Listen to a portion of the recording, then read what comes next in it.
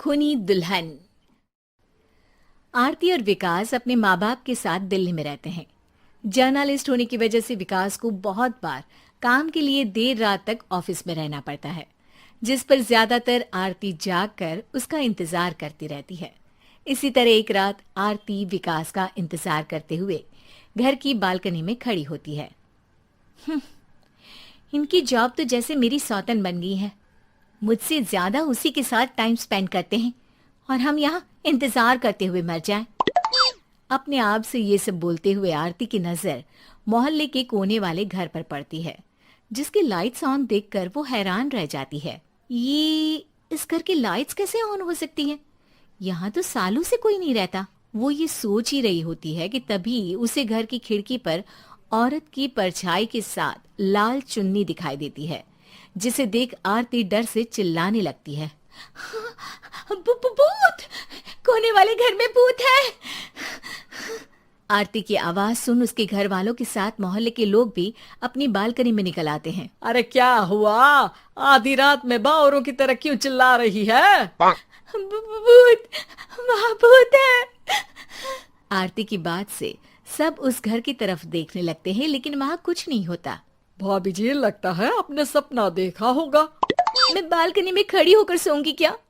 बता रही हूँ, अपनी आंखों से देखा है। घर की लाइट्स ऑन थी और वहाँ किसी का साया भी था।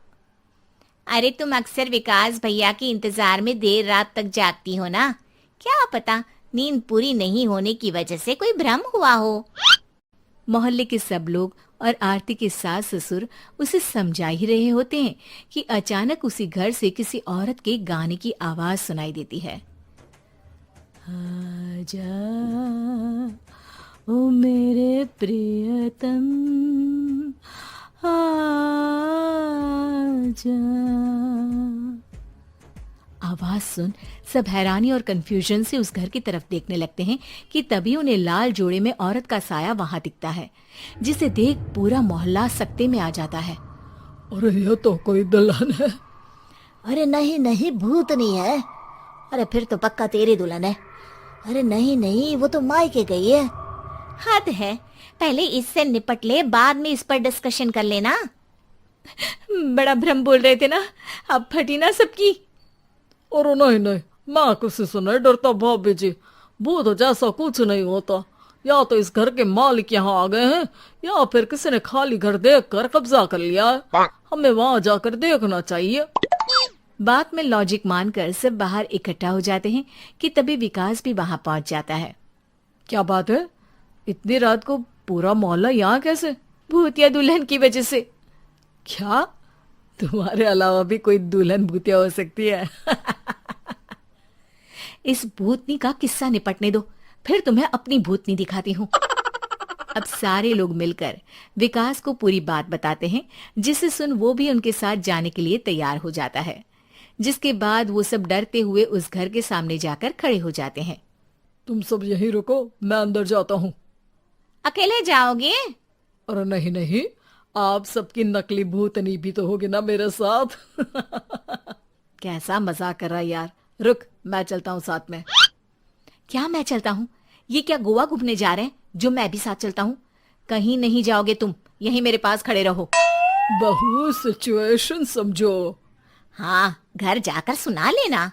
हे भगवान, मम्मी तुम किसकी मम्मी हो? ओ, इन्हें सब कुछ अभी करना है क्या? नहीं, यहाँ पंचायत बिठा देते हैं आपके परिवार के लिए।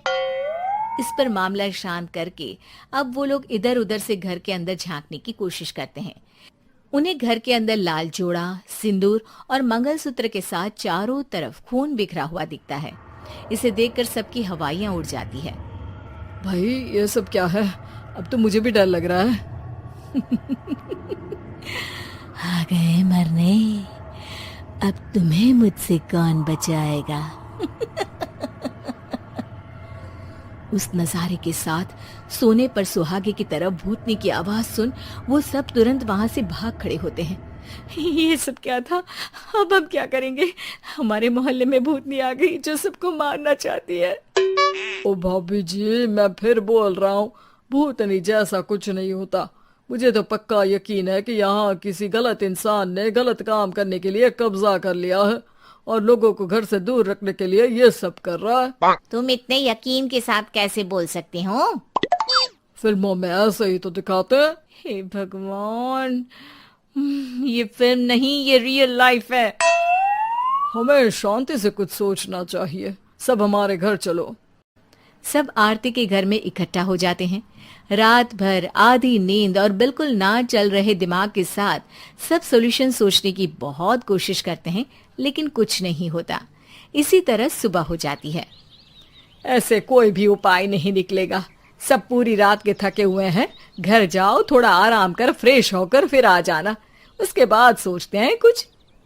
डरे सहमे लोग जैसे ही अपने घर जाने लगते हैं, तभी विकास को उस घर में कोई हरकत नजर आती है, जिस पर वो किसी को कुछ बताए बिना चुपचाप वहां पहुंच जाता है और कुछ देर बाद घर आकर सबको दोबारा इकट्ठा कर उस घर के पीछे वाले खिड़की पर ले जाता है। विकास, क्या खेल लगा रखा है? ये कोई मजाक नहीं है। वही तो, मजाक नहीं, बहुत बड़ा मजाक है।